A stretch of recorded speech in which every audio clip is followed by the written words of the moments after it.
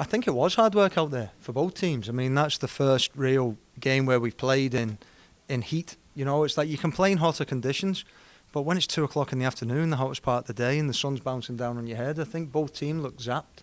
You know, it wasn't a heat thing, it's more the sunlight thing. I think even Jacksonville didn't look like they had any energy, you know, and neither did we, really, but it's to be expected. And that, you know, playing in the middle of the day in that heat on turf, it makes things very, very difficult. And I think you saw that with both teams finishing.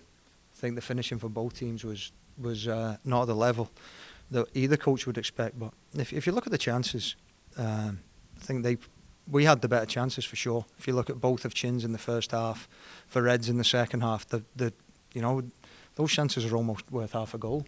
You know, and throughout the season you expect people to score those. Whereas you look at their chances, they were all wild. Really, they were hitting.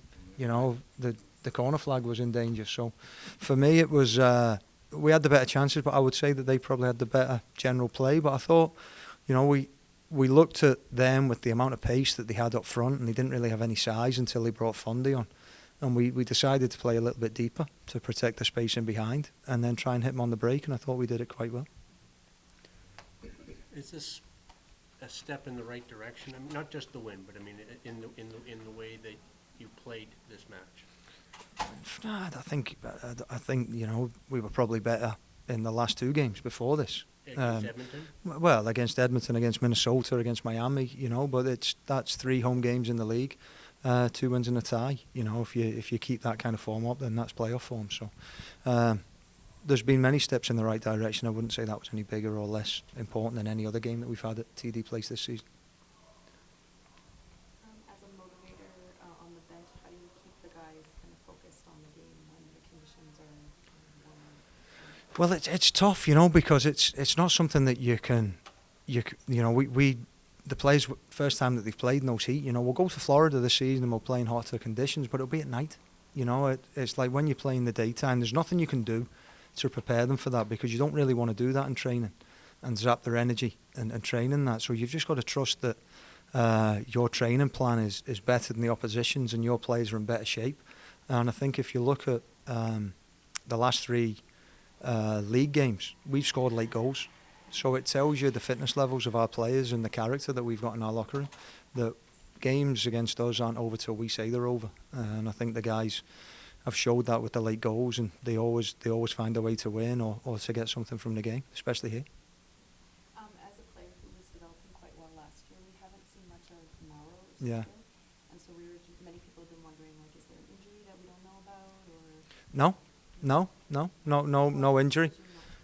Because at this moment in time, I feel that, you know, we've got, if you look at the resumes of Bailey's played at a higher level than Mauro, Julian de Guzman's played at a higher level, Steele's played at a higher level, Marcel de Jong is playing in there. I mean, he's got really good players ahead of him.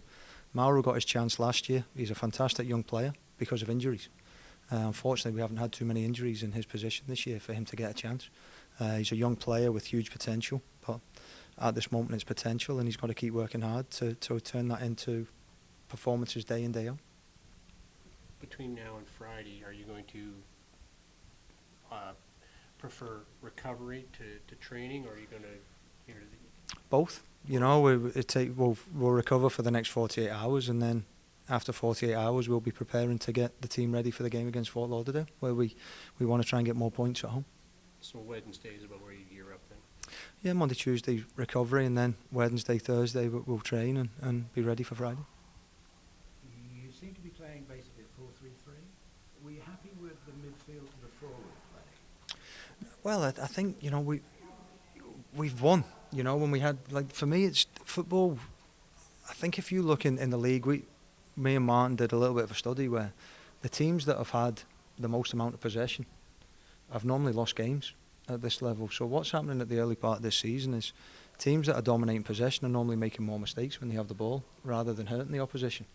And we've tried to make sure that, you know, we don't gift anybody any goals by keeping it nice and compact at the back and trying to catch teams on the break. And I think until you get that kind of, you know, mid-season form and the end of season form where you really are in your groove, I think it's very, you've got to be a little bit cautious. We tried to go expansive at the beginning of the season and we got our backside smacked.